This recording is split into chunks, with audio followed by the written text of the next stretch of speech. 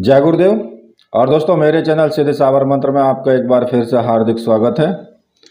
और देखिए, आज मैं आपके सामने जो साधना आपको बताने वाला हूँ वो साधना शत्रु स्तंभन प्रयोग है। शत्रु स्तंभन की साधना है। देखिए, इस साधना के माध्यम से शत्रु की बुद्धि, उसकी गतिविधि, उन सबको बांध करके अपने अनुकूल उसको बनाया जा सकता है। और ये साधना बहुत ही तीव्र और तीक्ष्ण साधना है। देखिए, होता क्या है कि जब हम समाज में रहते हैं और गृहस्थी जीवन हम अपना निर्वाह कर रहे हैं, तो ऐसी स्थिति में हमारे सामने शत्रुओं की समस्या भी बहुत उत्पन्न होती ही है। अब क्यों होती है? क्योंकि अगर आप अच्छा कमा रहे हैं, अच्छा पहन रहे हैं, अच्छा खा रहे हैं, अच्छे से अपने बच्चों की परवरिश कर रहे हैं, गाड़ी घोड़ा सब कुछ आपके पास है, तो आपसे जलने वाले व्यक्तियों की संख्या जो है वो अचानक से बढ़ने लग जाएगी। क्यों? क्योंकि कोई भी व्यक्ति है, आजकल कलयुग में ऐसी मानसिकता हो गई है लोगों की कि वो किसी को भी आगे बढ़ता हुआ या अच्छी प्रकार से जीवन को अपने को निर्वाह करता हुआ वो देख ही नहीं सकता है। उसको अंदर ही अंदर जलन शुरू हो जाती है। और ये जो जलन है, ये जलन अक्सर किनको होती है? जो आपके घर परिवार वाले हैं, आपके सगे संबंधी हैं, या फिर आपके पड़ोसी हैं, या फिर जो आपके किसी भी कारोबार में, व्यापार में जो पार्टनर हैं, प्रतिद्वंदी हैं, उनको ही जलन होगी। इसके अलावा और किसी व्यक्ति को कोई मतलब होता भी नहीं है। और देखिए, वो लोग क्या करते हैं, आपको हर समय नीचा दिखाने का प्रयत्न करेंगे किसी भी दृष्टि से, चाहे वो कैसे भी करें, कुछ भी उनको करना पड़े, उनके कुछ पैसे भी भले ही खर्च हो जाएं, लेकिन आपको नीचा दिखाने की कोशिश करेंगे। आपकी जो औलाद है उसको बिगाड़ने की कोशिश करेंगे, या फिर आपको किसी न किसी ऐसे केस में फंसाने की कोशिश करेंगे जिससे कि आप उसमें फंस जाओ और आपका जितना भी कारोबार है सब ठप हो जाए और आप उन्हीं की तरह हो जाओ जैसे वो खुद हैं। या फिर किसी न किसी के द्वारा तांत्रिक क्रियाएं करवाएंगे। अब मैंने आपको तांत्रिक क्रिया अगर कोई करता है या मैली क्रिया कोई करता है तो उसके लिए मैंने आपको अलग से एक साधना मैंने बताई है। वो साधना आप कर सकते हैं शत्रु निवारण के लिए।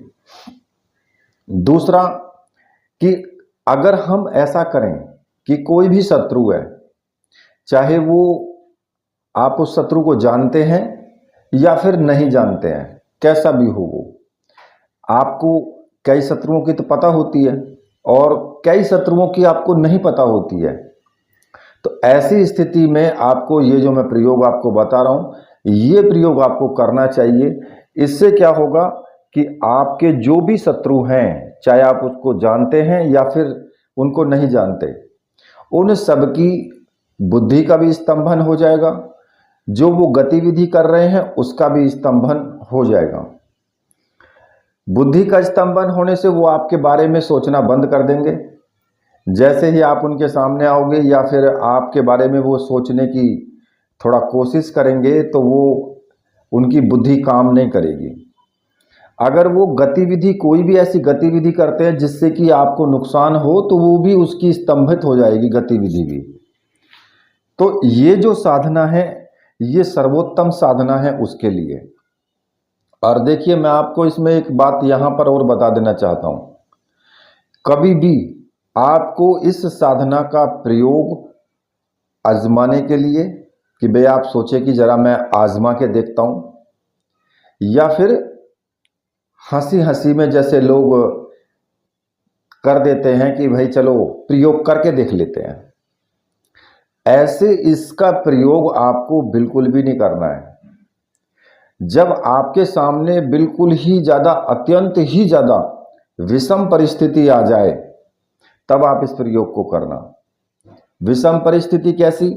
कि भाई जब ऐसी स्थिति आ जाए कि आप कुछ कर ही नहीं पा रहे हैं, आपकी मजबूरी बन जाए, तब आप इस प्रयोग को करना।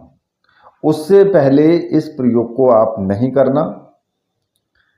और इस प्रयोग के संपन्न होने से शत्रु की जो गति है, उसकी जो बुद्धि है, वो सब बंद जाएगी और वो आपके ही अनुकूल हो जाएगी। वो तो देखिए, ये प्रयोग जो है उन व्यक्तियों को जरूर करना चाहिए जो परेशान है, जिनके सामने कोई ऐसी परिस्थिति है ही नहीं कि भाई उस परिस्थिति का वो सामना कर सकें या फिर वो उनका जवाब दे सकें विरोधियों का।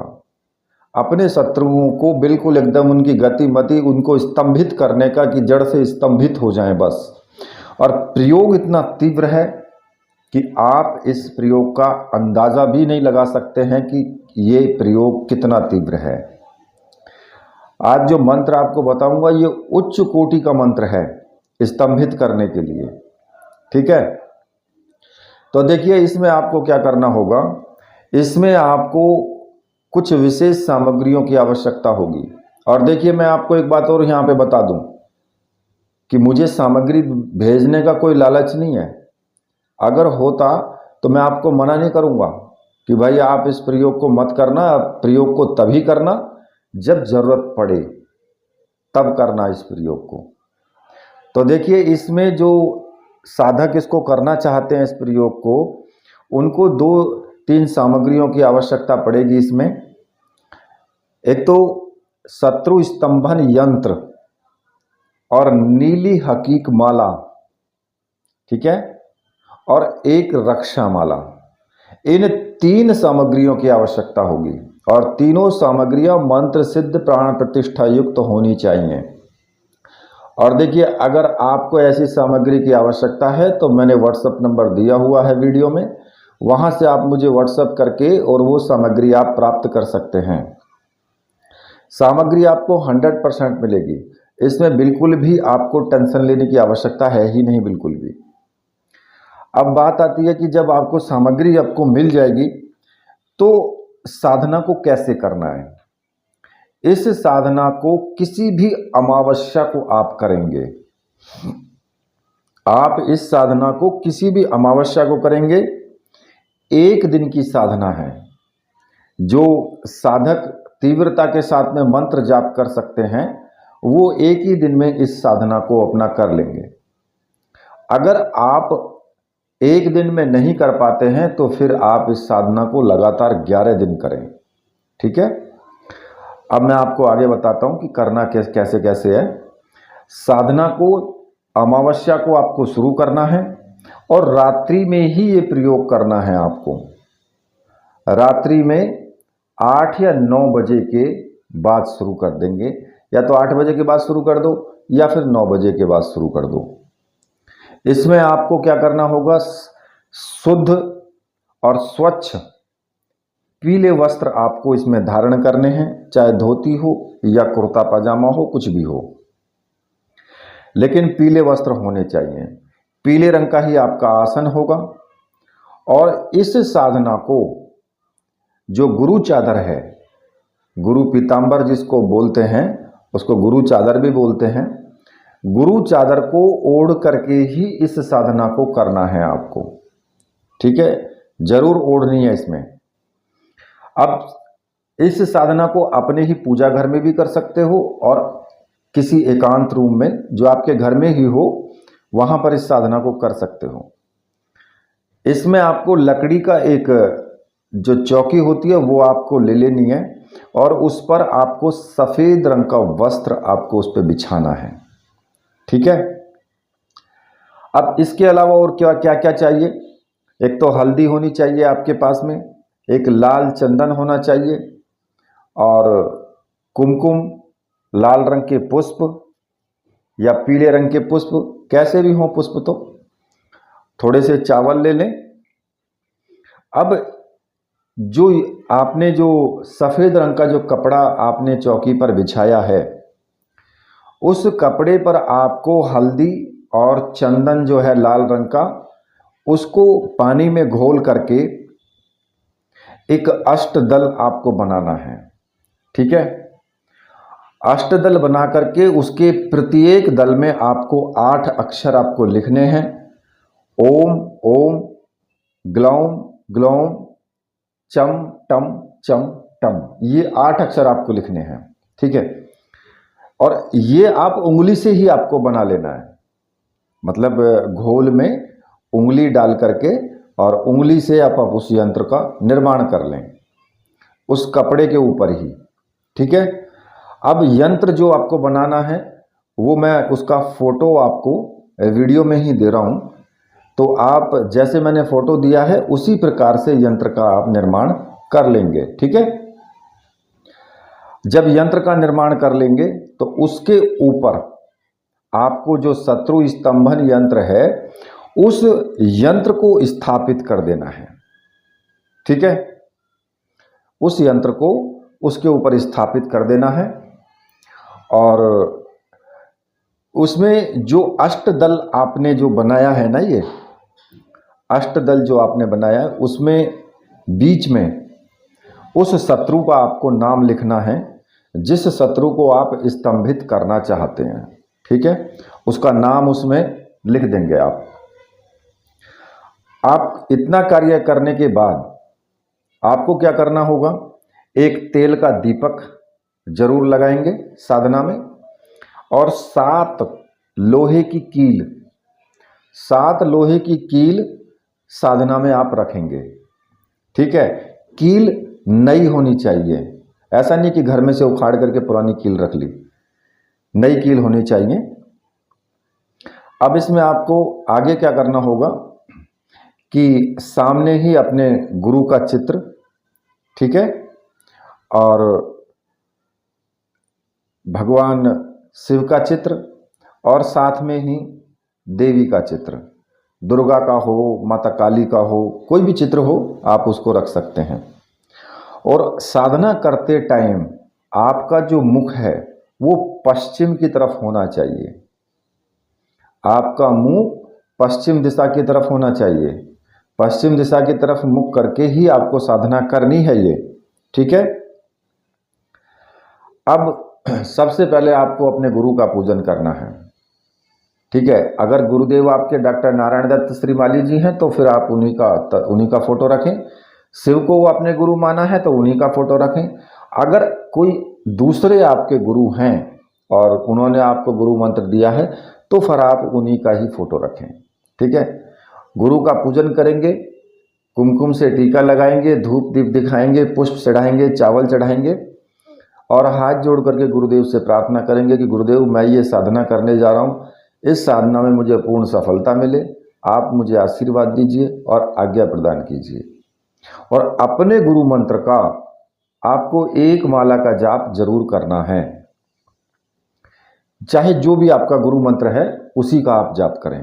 ठीक है, अगर आपने डॉक्टर नारायण दत्त श्रीमाली जी को गुरु माना है तो फिर आप ओम परम तत्वाय नारायणाय गुरुभ्यो नमः इस मंत्र का आपको जाप करना है।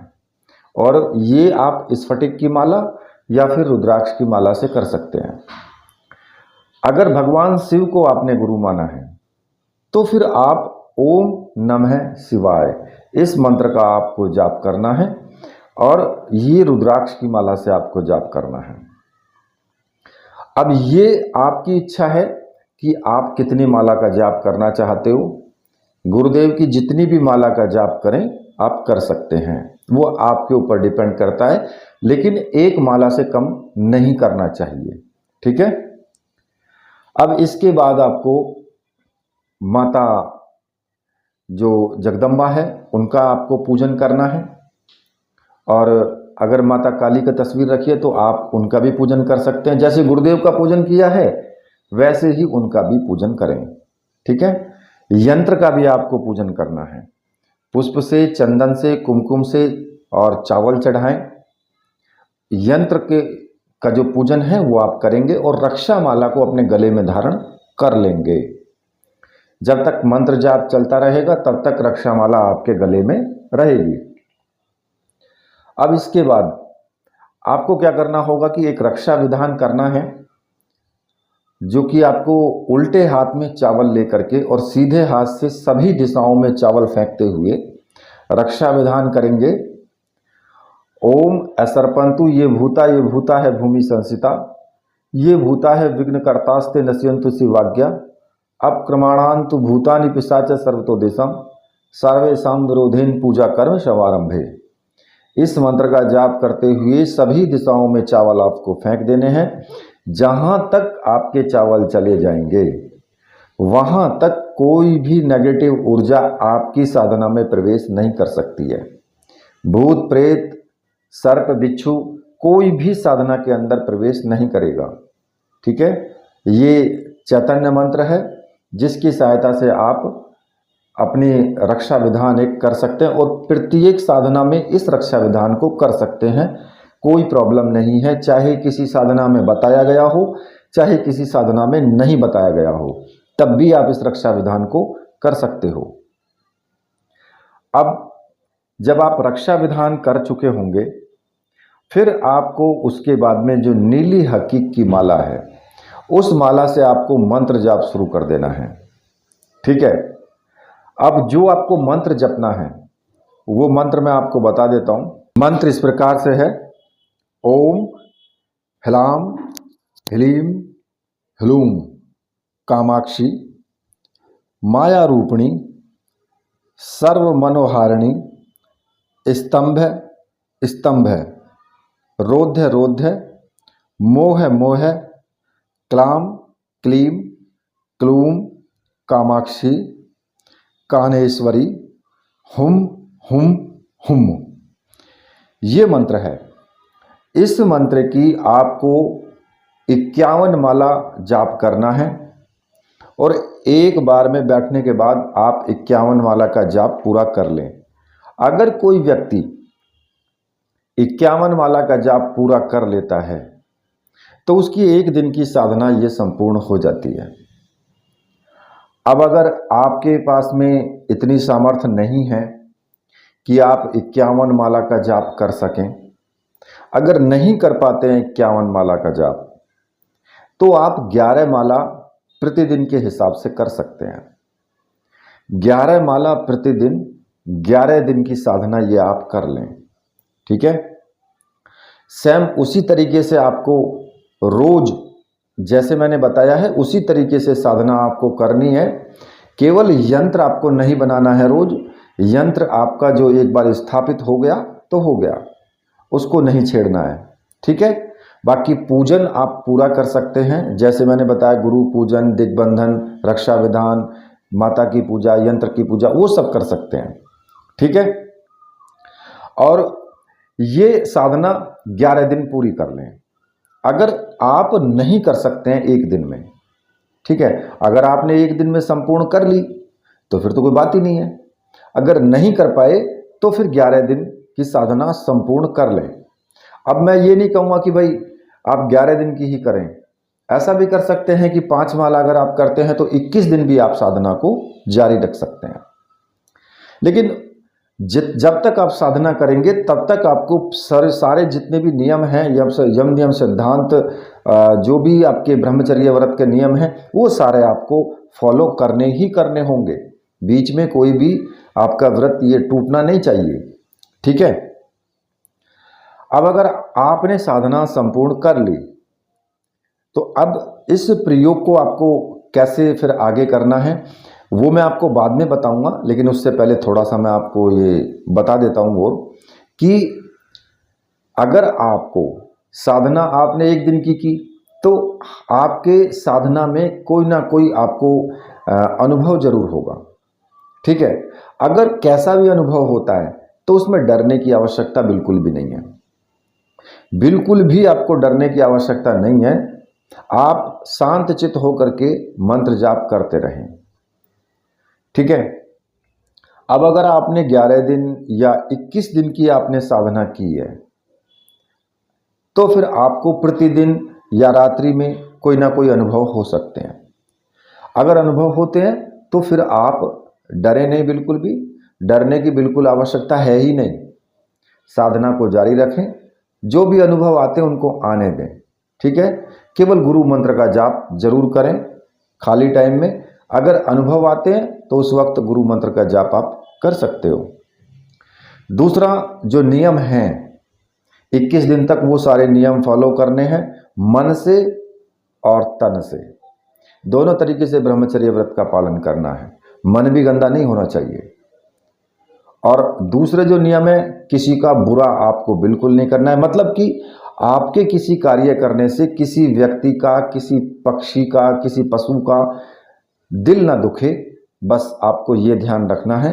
बाकी आप अपना का जो रोजमर्रा का कार्य है वो कर सकते हो, उसमें कोई भी प्रॉब्लम नहीं है।